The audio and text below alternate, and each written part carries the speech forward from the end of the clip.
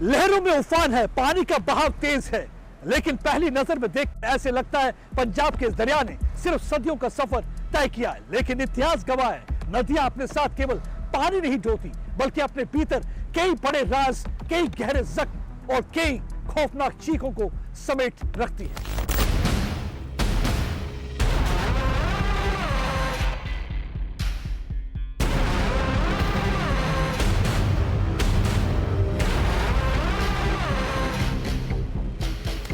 मैं प्रदीप दत्ता सतलुज नदी के किनारे पर खड़ा हूं। ये वही सतलुज नदी है जो पिछले कई दशक से शांत दिख रही थी, लेकिन आज इसके शांत सीने में 42 वर्ष पुराना ज्वालामुखी दहक उठा है। इस ज्वालामुखी की तपश ने पंजाब से लेकर दिल्ली तक के सियासती गलियारों को हिलाकर रख दिया है। इस नदी ने अपने पानी के रंग को बदलते हुए देखा है, पानी ने अपने अंदर लहू को बहते हुए देखा है, पानी ने लाशों को बहते हुए देखा है और कई चीखों पुकार को दम तोड़ते हुए देखा है।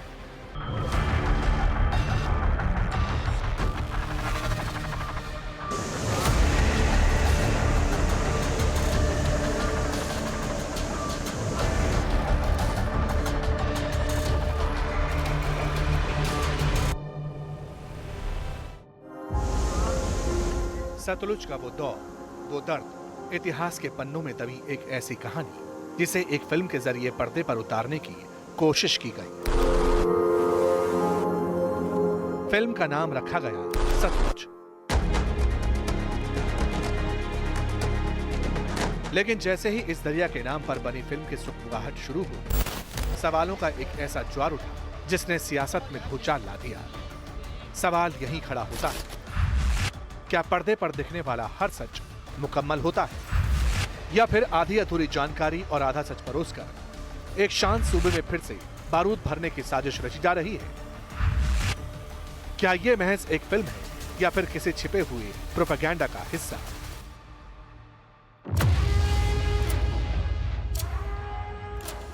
सवाल तीखे हैं और इन सवालों को हवा दी है खुद देश के रेल राज्य मंत्री और पंजाब के पूर्व मुख्यमंत्री बेअंत सिंह के पोते रवनीत सिंह बिट्टू ने। फिल्म सतलुज पर बैन के बाद बिट्टू कैमरे के सामने आए, प्रेस कॉन्फ्रेंस की, फिल्म सतलुज के निर्माताओं पर सीधा और बेहद तल्ख हमला किया। बिट्टू ने दो टूक कहा कि यह फिल्म आधी अधूरी सच्चाई के साथ बनी है, पंजाब के शांत माहौल में दोबारा नफरत की चिंगारी सुलगा सकती है। का कौन सा मुख्यमंत्री था? उनकी चेतावनी और भी खौफनाक थी। उनका दावा था कि अगर यह फिल्म बिना रोक टोक के पर्दे पर उतर जाती तो पंजाब के कई गुमराह और भटके हुए नौजवान एक बार फिर आत्मघाती रास्ते पर निकल पड़ते। भावना अगर किसी की आहत होती है इस पिक्चर से, तो वो कल को कोई ह्यूमन बम बनता है, वो कल को बंदूक उठाता है, तो उसका जवाब मैं तो वो चीज इसमें ढूंढ रहा हूं कि वो चीज ना हो जाए, उसे रोकने के लिए दवाई दे रहे हैं। और मेरा कोई मकसद नहीं है ना सरदार बेअंत सिंह ने वापस आना, ना खालरा साहब ने वापस आना है। हमारी जान इसलिए निकलती है भाई, कहीं इस भावना में कोई पंजाबी, कोई सिख वो ट्रिगर हो गया तो फिर क्या करेंगे? फिर जान जाएंगी। सतलुज की लहरें गवाह हैं कि पंजाब की सियासत ने कितने उतार चढ़ाव देखे हैं, लेकिन बिट्टू के इस एक बयान ने उन लहरों की रफ्तार को और तेज कर दिया है। बंद कमरों की चौहद्दियों से जब बिट्टू का बयान बाहर आया तो यकीन मानिए सतलुज के शांत पानी में भी सियासत गोते लगाने लगी। देखो, इस तरह की बयानबाजी ठीक नहीं हैगी। पंजाब दे लोगों ने बहुत दुख देखा। इस तरह की बयानबाजी ठीक नहीं है। पंजाब के लोगों ने बहुत दुख देखा है और जो कुछ भी हुआ है वो ठीक नहीं हुआ था। इस तरह की बयानबाजी हमारे नेताओं को शोभा नहीं देती है। ऐसी उम्मीद नहीं की जाती कि पंजाब के लोगों पर इस तरह के बयान दिए जाएं। जाहिर है वो पंजाब के लोगों के जख्मों को कुरेद रहे हैं और हम इस तरह के व्यवहार की उम्मीद किसी भी नेता से नहीं करते हैं, चाहे वो किसी भी पार्टी का क्यों न हो। बढ़ते वक्त के साथ सियासत के सुर सुर्ख हो रहे थे। नतीजा क्या था? सेंसर बोर्ड की कैंची चली, सिनेमाघरों के दरवाजे इस फिल्म के लिए बंद कर दिए गए और ओटीटी प्लेटफॉर्म पर रिलीज होने के महज 2 दिन के भीतर इसे भारी दबाव के बाद हटाना पड़ा। लेकिन कहानी यहीं खत्म नहीं हुई। कानून की बंदिशें और सेंसर की कैंची फिल्म पर चली, लेकिन फिल्म पर लगा बैन जुनून बनकर अब पंजाब की बंद गलियों में तैर रहा है। रोक तो लगा दी गई, लेकिन आज पंजाब की गली गली, हर मोहल्ले में गुपचुप तरीके से बंद कमरों में इस फिल्म को देखा भी जा रहा है, दिखाया भी जा रहा है। पंजाब के गांव, खुली छतों, दीवारों, गुरुद्वारों में स्थानीय लोग खुद इस फिल्म को प्रोजेक्ट कर रहे हैं। मसलन बच्चे, बूढ़े, नौजवान और महिला बिना किसी तामझाम के साथ बैठकर बेरोक टोक फिल्म देख रहे हैं। पंजाब के गुरदासपुर से आई ये तस्वीरें गवाह है। फिल्म ਨੂੰ ਵੇਖਣ ਤੋਂ ਬਾਅਦ ਮਹਿਸੂਸ ਕੀਤਾ ਜਾਂਦਾ ਵਾ। फिल्म को देखने के बाद महसूस किया कि इतना ज्यादा दुख और दर्द हमारे बुजुर्गों ने और पुरानी पीढ़ी ने देखा है। पुरानी पीढ़ियां ਜਿਹੜੀ ਆ ਉਹ ਨਿਭਾ ਕੇ ਗਈ ਆ। ये देखने के बाद हमें महसूस हुआ कि इतना कुछ होने के बाद भी हमारा मनोबल नहीं टूटा। पंजाब हमेशा तरक्की करता रहा है और तरक्की करता रहेगा। ਅਸੀਂ ਹਮੇਸ਼ਾ ਚੜ੍ਹਦੀ ਕਲਾ 'ਚ ਰਹੇ ਹਾਂ ਤੇ ਚੜ੍ਹਦੀ ਕਲਾ 'ਚ ਰਵਾਂਗੇ। ਅੱਜ ਅਸੀਂ मूवी ਵੇਖ ਕੇ ਆਏ ਹਾਂ। आज हम फिल्म देखकर आए हैं जो जसवंत सिंह खालरा पर बनी है। ਸਾਨੂੰ मूवी ਵੇਖ ਕੇ ਪਤਾ ਲੱਗਦਾ ਹੈ ਕਿ हमें फिल्म देखकर पता चलता है कि हमारे बुजुर्गों ने कितने दुख झेले हैं। ਉਹ मूवी ਦੇਖ ਕੇ ਤਾਂ ਰੋਣ फिल्म देखकर आंखों में आंसू आ गए। मैं फिल्म देखकर भावुक हो गई। ਨਹੀਂ ਹੁੰਦਾ। ਅਸੀਂ ਬਹੁਤ ਜ਼ਿਆਦਾ ਭਾਵੁਕ ਹੋਏ ਹਾਂ ਇਹ मूवी ਨੂੰ ਦੇਖ ਕੇ। बैन के बावजूद फिल्म सिर्फ पंजाब में ही दिखाई जा रही हो, ऐसा हरगिज नहीं है। गुरदासपुर से 136 किलोमीटर दूर जम्मू का नानक साहब गुरुद्वारा, जहां बैन के बावजूद ये फिल्म देखी और दिखलाई गई। जो ये जितने भी संगत यहाँ पे बैठी हुई, हर धर्म के लोग यहाँ पे बैठे हुए हैं, हिंदू, सिख, मुस्लिम, ईसाई, सब लोग यहाँ देख रहे हैं। और आप देखिए पिन ड्रॉप साइलेंस है इसमें। 8 बजे ये मूवी चली थी, अभी 10:20 होने को है, अभी 20 मिनट इसके हो रहा है। तो आप देख लीजिए यहाँ पे हर धर्म के लोग, बुजुर्ग, बच्चे, जो लेडीज़ और सब बैठे हुए हैं। एक पिन ड्रॉप साइलेंस है यहाँ पे। तो लोग सच को देखना चाहते हैं। अब ये समझ नहीं आती कि सरकार सच को छुपाना क्यों चाहती है, ऐसी सरकारें या ऐसे लोग क्यों छुपाना चाहते हैं।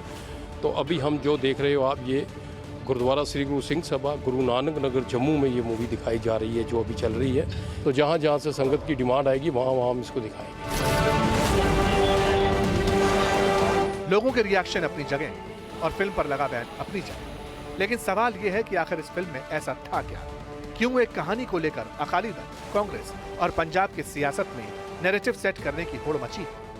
क्यों राजनीति का चूल्हा चमकाकर सियासतदान फिल्म बैन पर सवाल उठा रहे हैं? बहुत माड़ी गल है। देखो जिहड़ी चीज नूं भी जिन्ना दबाओगे, बहुत गलत बात है। जिस चीज को जितना दबाओगे उतनी भावनाएं और भड़केंगी। इतिहास में जो गलतियां हुई उनसे इंसान सीख सकता है, लेकिन मुझे लगता है कि हमें सिस्टम और पुलिस को बेहतर करने की जरूरत है। फिल्म का बैन होना बहुत गलत है, क्योंकि जो सच के आधार पर फिल्में बनी हैं उनको दिखाना चाहिए। बैन होना बहुत माड़ी गल है, क्योंकि देखो जिहड़ियां खास करके सच दे आधार ते मूवीज हैगियां उन्हां नूं दिखाउणा चाहिदा। पहली तो बात है कि ये सतलुज फिल्म कोई नई नहीं बनी, इससे पहले भी बहुत फिल्म बनी। कश्मीर फाइल्स का जिक्र सारा दिन मीडिया में चलता है, केरला स्टोरी का जिक्र चलता है, और बहुत लंबी लिस्ट है ऐसी और फिल्मों की जो इस देश में बनी और चली। तो फिर इसमें इतनी क्या प्रॉब्लम थी कि जो फिल्म तथ्यों के ऊपर आधारित है, जो केस सुप्रीम कोर्ट तक अपहेल्ड हुआ है कि ये एक बहुत बड़ा दरिंदगी का काम हुआ, 6 लोगों को उम्र कैद की सजा हुई। जो हिस्ट्री है, हिस्ट्री की फिल्म बनाने का तो किसी को भी हक है। तो फिर इसको पहले 3 साल लेट किया गया, फिर इतने ज़्यादा कट इम्पोज कर दिए गए कि जो पॉसिबल ही नहीं था, फिल्म में बचता ही कुछ नहीं है। ये काम सेलेक्टिवली क्यों किया गया, इसका भी जवाब जो है वो केंद्र सरकार को देना पड़ेगा।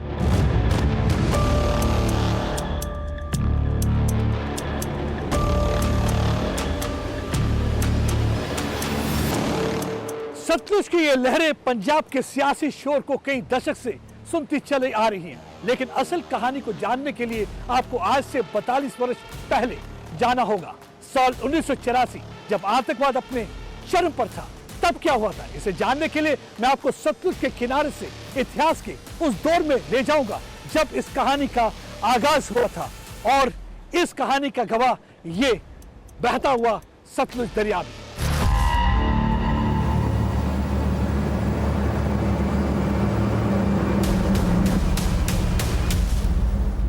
इस कहानी की जड़ें साल 1984 के उस काले दौर से जुड़ी हैं जिसने पंजाब की फिजा ही बदल दी थी। 1 जून 1984, ऑपरेशन ब्लू स्टार।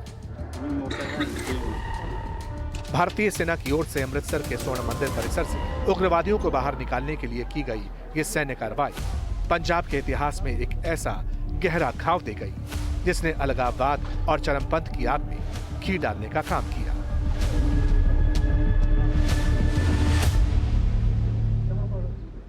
इस घटना के बाद पंजाब में उग्रवाद का एक खूनी दौर शुरू हुआ। सीमा पार से शह पा रहे अलगाववादियों की हिंसक गतिविधियों और सुरक्षा बलों के कड़े आतंकवाद विरोधी अभियान के बीच पंजाब की आम जनता पिसती रही। हिंसा का एक ऐसा चक्रव्यूह बना जिसमें न्याय और मानवाधिकारों की सीमाएं अक्सर धुंधली होती चली गई। 84 के जख्म अभी भरे भी नहीं थे कि 90 का दशक आते आते पंजाब पुलिस और सुरक्षा बलों को आतंकवाद को जड़ से उखाड़ने की खुली छूट दे दी गई। इसी कालखंड में केपीएस गिल पंजाब के पुलिस महानिदेशक बने और राज्य में लोहे को लोहे से काटने की रणनीति शुरू हुई। जब हिंसा चरम पर हो, कानून और व्यवस्था की परिभाषा बदल जाती है। कुछ ऐसा ही देखने को पंजाब में 80 और 90 के दशक में मिला, जब पंजाब पुलिस पर आतंकवाद से निपटने के नाम पर मानव अधिकारों के उल्लंघन के आरोप लगे। एक आरोप यह था कि ये सस्पेक्ट को हिरासत में लेते हैं और जो भी सस्पेक्ट इनकी हिरासत में लिया जाता है वो बाद में हमेशा के लिए गायब हो जाता है और कुछ दिनों बाद जब उनकी लाश मिलती है उस लाश को लावारिस घोषित कर दिया जाता है और उसे गुपचुप तरीके से उसका अंतिम संस्कार कर दिया जाता है। मैं जिस जगह पे खड़ा हूं, इस दौर को भी सतलुज दरिया ने देखा होगा।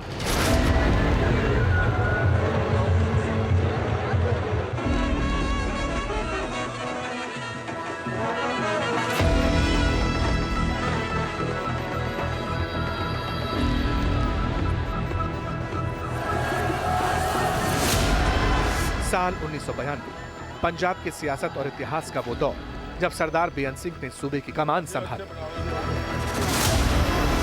दावा हुआ कि बंदूकों के साए से निकलकर पंजाब अब अमन की सांस ले रहा है, लेकिन क्या यह वाकई अमन था या फिर इस अमन की चादर के पीछे कोई खौफनाक सच छिपा था? दावा किया गया कि पंजाब में अमन चैन लौट रहा है।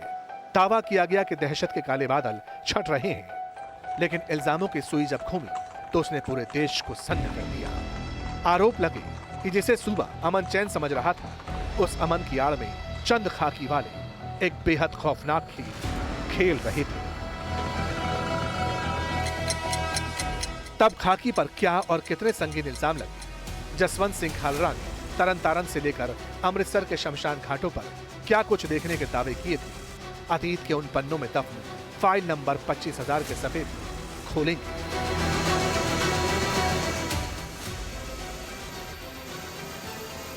सानू कट्टो कट ये दस दिओ कि किहड़े घर दा हीरा किहड़ी शमशान घाट च तुसां कदों साड़िया सी, क्योंकि कानून कहंदा है लावारस लाश दियां फोटोआं रखियां जांदियां है। कानून कहंदा है लावारस लाश दे कपड़े उदों तक सांभ के रखे जांदे आ जद तक उन्हां दा वारस क्लेम ना करे। इतिहास जब जुल्म की दास्तान लिखता है तो गवाहों को मिटाने की लाख कोशिशें की जाती हैं, लेकिन सच की एक खूबी होती है, वो राख के ढेर से भी जिंदा होकर बाहर आ जाता है। सन 1994 जब पंजाब में शांति के दावे किए जा रहे थे, लेकिन तथाकथित शांति के सन्नाटों को चीरता हुआ एक शख्स दफ्तरों के बंद कमरों में फाइलों को खंगाल रहा था, जो पंजाब पुलिस के काले और खौफनाक सच को बेनकाब करने वाली थी।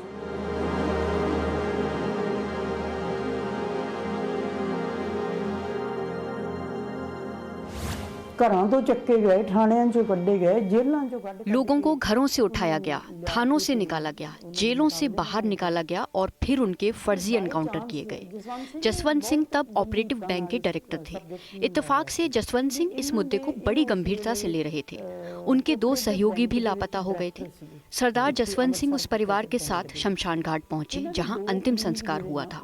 उन्होंने पूछा कि कल सरदार प्यारा सिंह का यहाँ अंतिम संस्कार हुआ था क्या? शमशान घाट वाले बोलते हैं कि यहाँ तो रोज ट्रक भरकर लाशें आती हैं। हमें नहीं पता कौन प्यारा सिंह।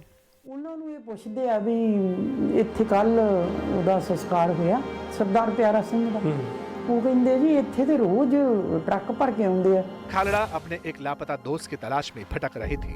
इसी खोजबीन के दौरान उनके हाथ अमृतसर नगर निगम के वो रजिस्टर लग गए जिन्हें वक्त की धूल में छिपा दिया गया था।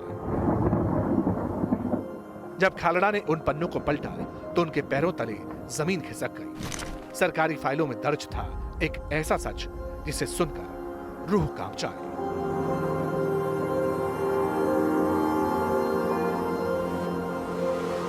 तरन तारन और अमृतसर के शमशान घाटों में चुपचाप बिना किसी शोर के हजारों लाशों को जलाया जा रहा था और इन लाशों के आगे लिखा था सिर्फ एक शब्द, लावारिस। ਤੇ ਇੱਕ ਕਲੂ ਉਹਨਾਂ ਨੇ ਬਾਈ ਚਾਂਸ ਦਿੱਤਾ ਉਹ ਕਹਿੰਦੇ ਸੀ ਇੱਕ ਰਿਕਾਰਡ ਥੋੜਾ ਬਣਾਉਣੇ ਆ। एक सुराग उन्होंने दिया। उन्होंने कहा कि हम एक रिकॉर्ड बनाते हैं, उसमें लिखते हैं कि कौन व्यक्ति यहाँ आया। और ये रिकॉर्ड हम इसलिए बनाते हैं क्योंकि संस्कार के लिए लकड़ी लेनी पड़ती है। उस लकड़ी का रिकॉर्ड रखने के लिए हमने रिकॉर्ड बनाया है। इस रिकॉर्ड में उन्होंने नाम पता सब लिखा हुआ था। उन्होंने नाम पता पिंड का पता एज लगभग सिख है यहाँ तक कि उसमें ये भी जिक्र था कि ये लाश कौन लेकर आया है। ये एक बहुत बड़ा सुराग था, पर लाश का जो कॉलम था उसमें लिखा था लावारिस। फिर जसवंत सिंह ने राज्य सरकार और पंजाब पुलिस को अदालत में चुनौती दी। अपनी पंजाब पुलिस नूं KPS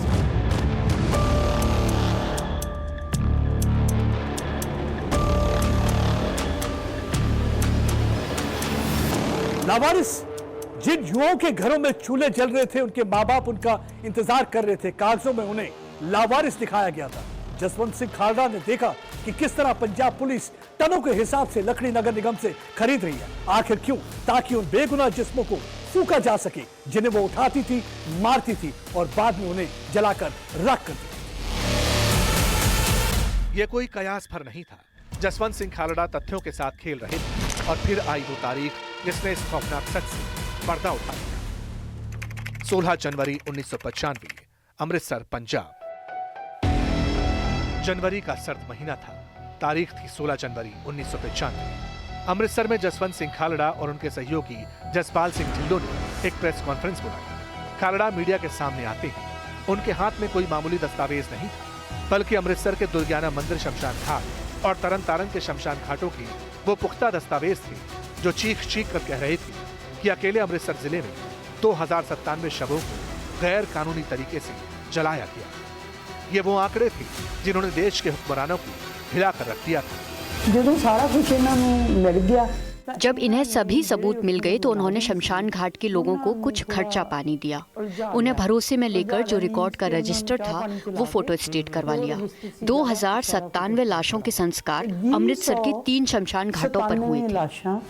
अमृतसर जिले दी 3 शमशान घाटों में।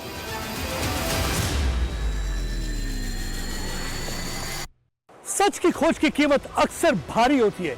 यही कीमत लाशों के वारिस जसवंत सिंह खालड़ा ने भी चुकाई। वो कीमत क्या थी? खुलासे के कुछ ही महीनों बाद खालड़ा और उसके परिवार की जिंदगी 180 डिग्री बदल गई। लावारिस लाशों का सच जो सामने था वो सतलुज की लहरों में दफन होने वाला था।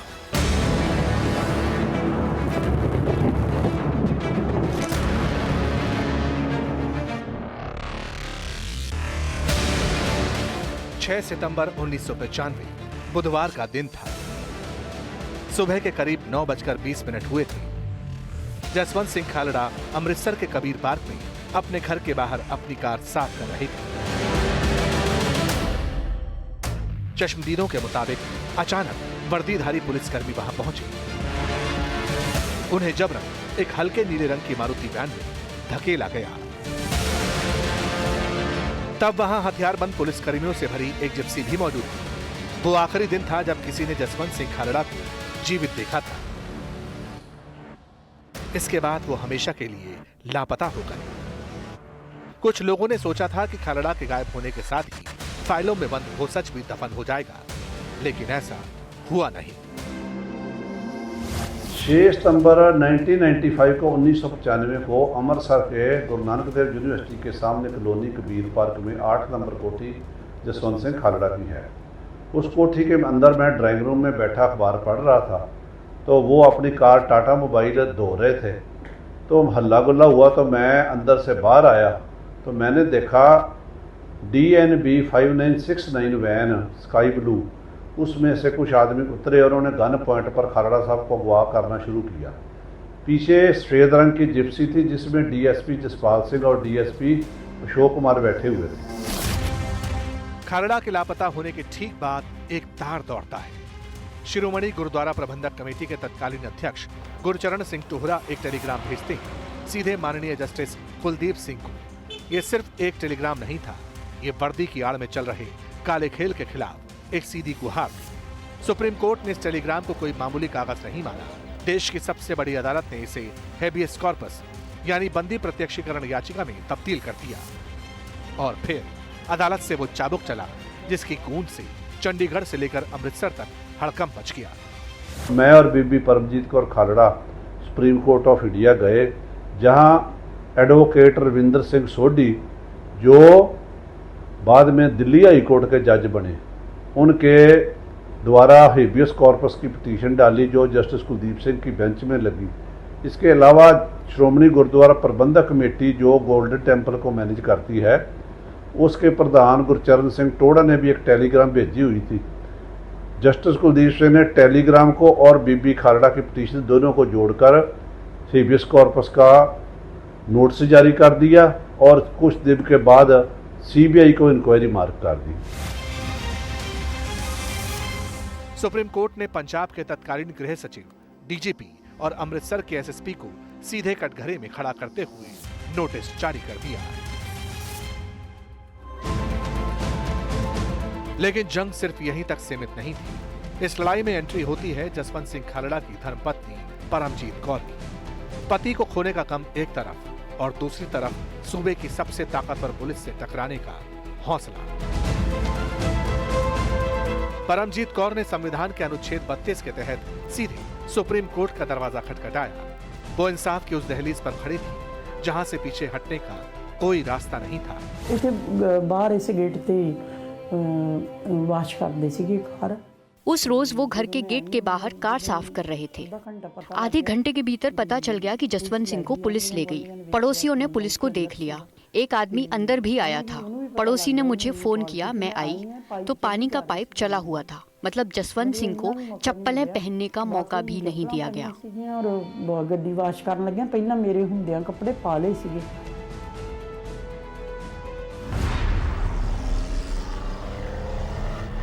और फिर आया वो ऐतिहासिक दिन। तारीख थी 15 नवंबर 1995। सुप्रीम कोर्ट की बेंच ने वो फैसला सुनाया जिसने पंजाब पुलिस के उस घमंड को चकनाचूर कर दिया कि उन्हें कोई छू नहीं सकता। देश की सर्वोच्च अदालत ने आदेश दिया कि जसवंत सिंह खालड़ा के लापता होने और पंजाब में कथित तौर पर हुई गैर न्यायिक हत्याओं यानी एक्स्ट्रा जुडिशियल किलिंग्स की पूरी जांच अब देश की सबसे बड़ी जांच एजेंसी CBI करेगी। पंजाब में 2097 शवों की कथित गैर कानूनी अंतिम संस्कार मामले में CBI ने अपनी अंतिम रिपोर्ट माननीय उच्च न्यायालय को सौंपी। 12 दिसंबर 1996 में इस रिपोर्ट का संज्ञान लेते हुए सुप्रीम कोर्ट ने कहा कि यह रिपोर्ट अपने आप में सब कुछ साफ कर देती है। इस रिपोर्ट के मुताबिक 585 शवों की पहचान हो चुकी थी। 2074 की आंशिक रूप पर पहचान हुई थी, जबकि 1238 शवों की पहचान नहीं हो पाई थी। यानी कि इस रिपोर्ट के मुताबिक पूरी तरह से मानव अधिकारों के उल्लंघन को उजागर किया गया था। ये वो आधिकारिक मोहर थी जिसने जसवंत सिंह खालड़ा की मेहनत और उसके दावों को सच साबित कर दिया।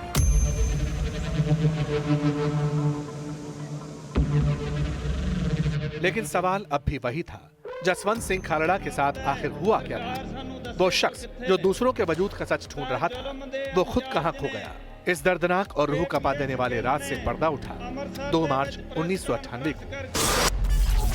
तत्कालीन special police officer Kuldeep Singh Bachra ने CBI को बताया कि 1995 में दिवाली के ठीक बाद आधी रात खालड़ा की गुप्त रूप से हत्या कर दी गई थी और उनके शव को हरिके यानी जहां सतलुज ब्यास नदी का संगम होता है वहां नहर में फेंक दिया गया था ताकि ना कोई सबूत बचे ना कोई गवाह।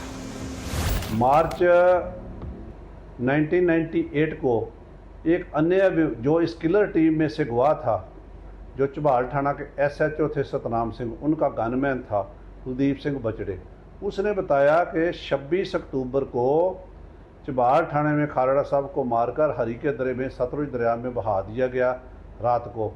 तो उसके बाद ये गवाही केस जो था पहाड़ से मर्डर केस में कन्वर्ट हो गया। इसके बाद कानून की एक लंबी और थका देने वाली लड़ाई शुरू हुई। कई सालों के संघर्ष और तारीखों के बाद 2011 में सुप्रीम कोर्ट ने खालड़ा हत्याकांड में 5 गुनाहगार पुलिस कर्मियों के खिलाफ उम्र कैद की सजा को बरकरार रखा, जिसमें ताकतवर DSP भी शामिल थे। आखिर न्याय मिला, देर से ही सही, लेकिन न्याय के इन पन्नों ने कई ऐसे सवाल छोड़ दिए जो आज भी सतलुज की लहरों में दफन है।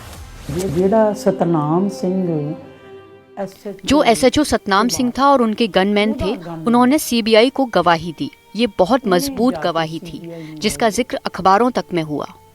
अदालत के रिकॉर्ड में भी गवाही में उन्होंने कहा कि 27 से 28 की दरमियानी रात जसवंत सिंह की हत्या की गई थी।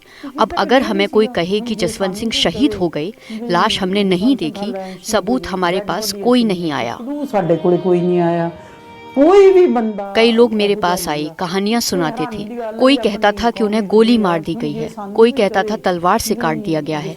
ऐसी मानसिकता कई लोगों की थी, लेकिन असली कहानी वो जानते हैं जो जेलों में सजा काट रहे हैं।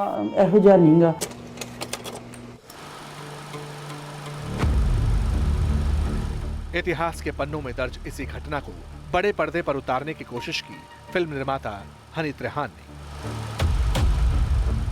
तब फिल्म का नाम रखा गया पंजाब 95। फिल्म में जसवंत सिंह खालड़ा का किरदार निभाया पंजाबी सिनेमा और बॉलीवुड के बड़े सितारे दिलजीत दोसांझ ने। लेकिन फिल्म के सामने चुनौतियां सिर्फ अभिनय या निर्देशन की नहीं थी।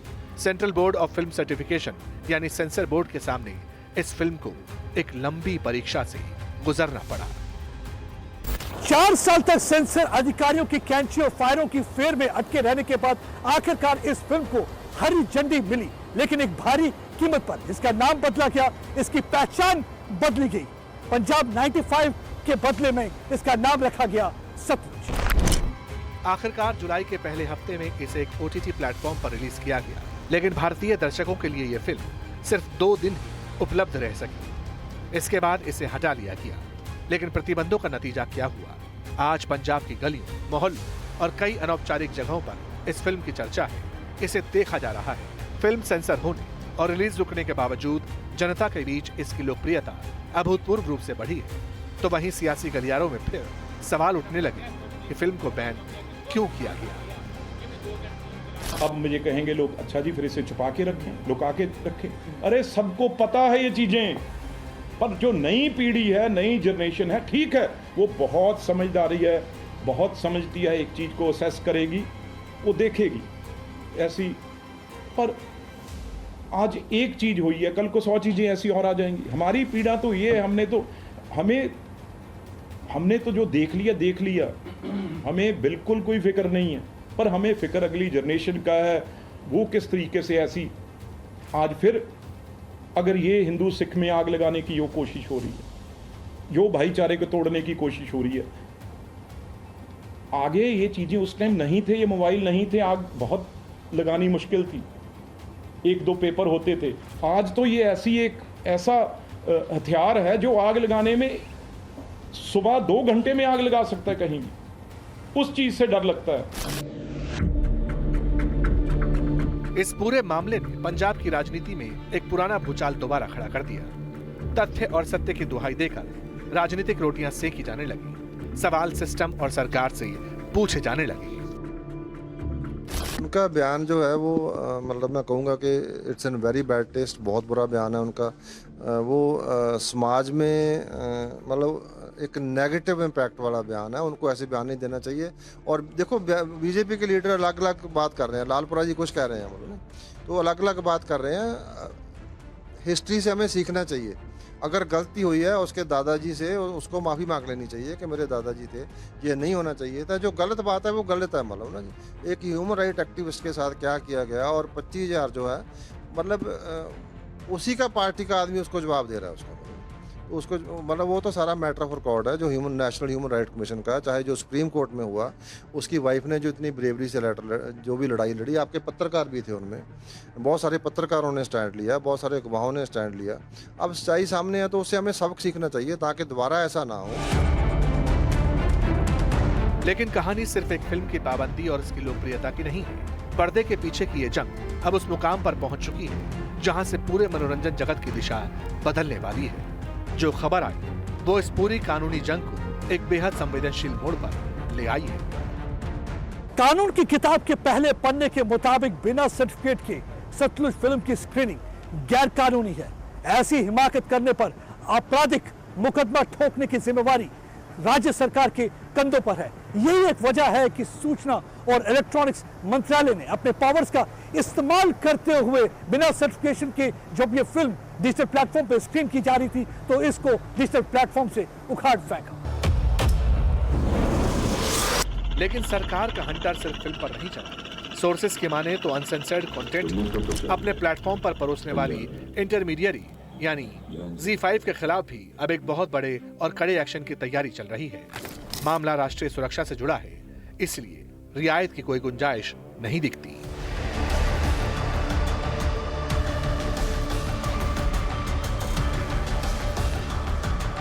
सूत्रों की माने तो सरकार एक ऐसा ऐतिहासिक और सख्त कानून लाने की तैयारी कर रही है जिसके मुताबिक फिल्म को OTT प्लेटफॉर्म पर रिलीज करने से पहले सेंसर बोर्ड का सर्टिफिकेट लेना अनिवार्य होगा। इसके लिए IT नियमों को पूरी तरह से बदलने की तैयारी की जा रही है। उधर सतलुज फिल्म पर लगी पाबंदी और उस पर उठे सवालों का बवंडर जब सीमाएं लांघने लगा तो फिल्म बैन की वजह भी देश को बताई गई।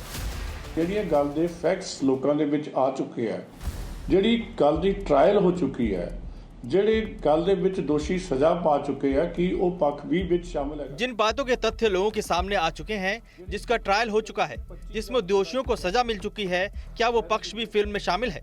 कहते हैं कि 25,000 लोग उठाए गए, नैरेटिव दिया गया। मैं किसी को चुनौती नहीं देता, फिर उसकी जांच राष्ट्रीय मानवाधिकार आयोग ने की। एक लाश की जांच CBI से करवाई गई तरनतारन, अमृतसर और इस इलाके में। क्या जब हम जख्म छेड़ते हैं तो दूसरा पक्ष भी साथ साथ में लोगों को दिखा रहे हैं? ਅੰਮ੍ਰਿਤਸਰ ਤੇ ਇਸ ਇਲਾਕੇ ਦੇ ਵਿੱਚ ਸਾਰੀ ਕੀ ਉਹ ਆਪਾਂ ਨੂੰ ਲੋਕਾਂ ਨੂੰ ਜਦੋਂ ਇੱਕ ਪਾਸੇ ਆਪਾਂ ਜ਼ਖਮ ਛੇੜਦੇ ਆ ਤੇ ਉਹ ਪਾਸਾ ਵੀ ਨਾਲ-ਨਾਲ ਦੱਸ ਰਹੇ ਆ।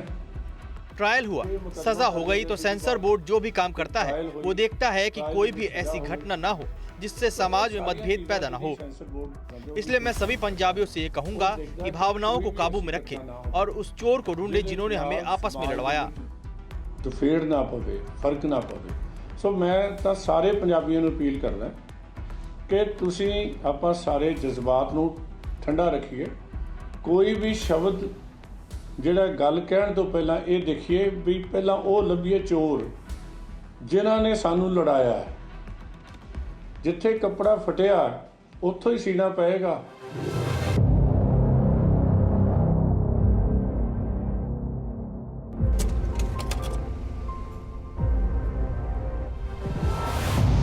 एक तरफ सेंसर बोर्ड की कैंची, दूसरी तरफ सरकार की पाबंदियां और तीसरी तरफ बैन का ठप्पा। कायदे से तो फिल्म को पर्दे पर नहीं होना चाहिए था, लेकिन पंजाब जैसे सूबे में यह फिल्म धड़ल्ले से बेरोक-टोक हर गली और चौराहे पर अपनी कहानी सुना रही है। अब सवाल ये पैदा होता है, देश का कानून क्या कहता है? अगर कोई फिल्म प्रतिबंधित है, बैन है, उसके बावजूद अगर उसे दिखाया जाए तो अंजाम क्या होगा? क्या नियम है और क्या एक्शन होगा? अगर हम इसे कानून की भाषा में आपको समझाएं तो ये एक बहुत ही बड़ा अपराध है। समझ लीजिए, बिना सर्टिफिकेट वाली या प्रतिबंधित फिल्म को दिखाना कोई छोटी मोटी बात नहीं होती। ये एक बेहद गंभीर अपराध है, इतना गंभीर कि इसके लिए पुलिस को किसी वारंट की जरूरत नहीं पड़ती और ये गैर जमानती अपराध की कैटेगरी में आता है।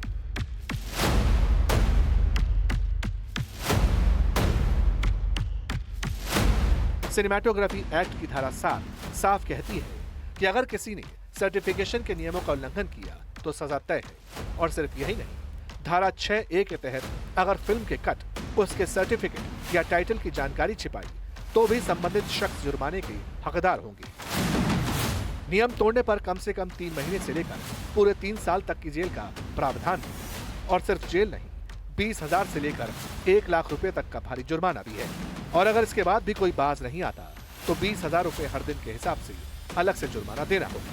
धारा 7A पुलिस को इतनी ताकत देती है कि कोई भी पुलिस अधिकारी सीधे सिनेमा हॉल या उस जगह पर धमक सकता है, तलाशी ले सकता है और बिना किसी वारंट के फिल्म के प्रिंट और सामग्री को जब्त कर सकता है। यहाँ तक कि अगर शक भी हुआ कि नियमों का उल्लंघन हो रहा है तो भी ट्रायल कोर्ट सरकार को उस फिल्म को फौरन जब्त करने का आदेश दे सकती है। और क्या नियम है? किसी बैन फिल्म को अगर दिखाया जाता है तो और क्या एक्शन हो सकता है? हमने एक्सपर्ट से पूछा। एक बार कोई भी चीज आपके डिजिटल स्पेस में चले गई तो वो अलग अलग जगह पर डिस्ट्रीब्यूट हो जाती है और उसको कर्व करना, उसको पकड़ना या उसको रोकना बड़ा मुश्किल काम है। अगर किसी सिनेमा घर में कोई बैन फिल्म दिखाई दे तो उसको प्रतिबंध लगाया जा सकता है, उसका लाइसेंस रद्द किया जा सकता है। लेकिन इस डिजिटल स्पेस में आप किसको रोकें?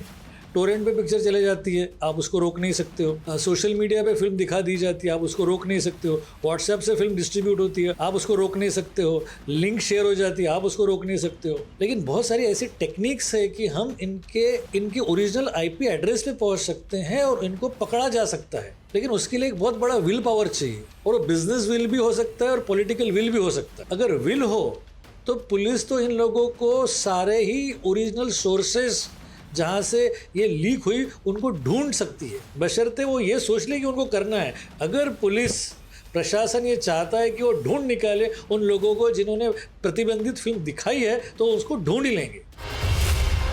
एक तरफ कानून के सख्त पहरे हैं, पुलिस की दबिश का डर है और भारी भरकम जुर्माने का प्रावधान, तो दूसरी तरफ इस विवाद की तपिश अब न्याय के गलियारों तक पहुंच चुकी है।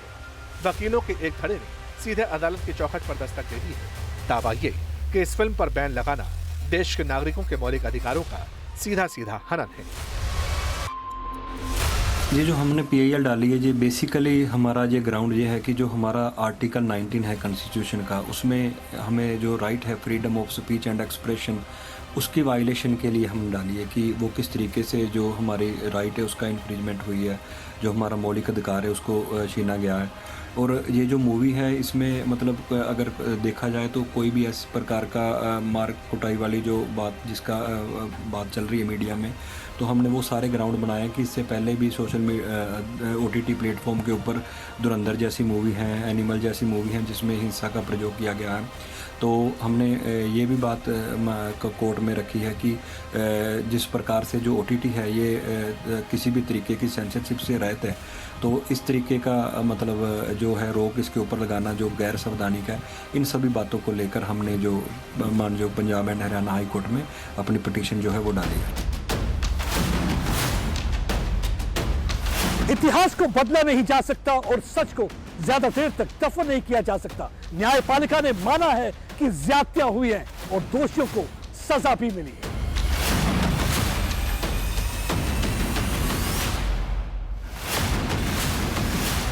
लेकिन आज 42 साल बाद जब हम सतलुज के शांत पानी को देखते हैं तो हमें भी ये सोचना होगा कि क्या आज का पंजाब अतीत के इन जख्मों को कुरेद कर आगे बढ़ सकता है? शायद हरगिज नहीं। देश हित में फिल्म को सेंसर किया जा सकता है, राजनीति अपना नैरेटिव सेट कर सकती है। सतलुज की लहरों में दबा सच आज भी चीख चीख कर कह रहा है, शांति की कीमत बहुत भारी होती है और इस शांति को बनाए रखना हम सबकी जिम्मेदारी है।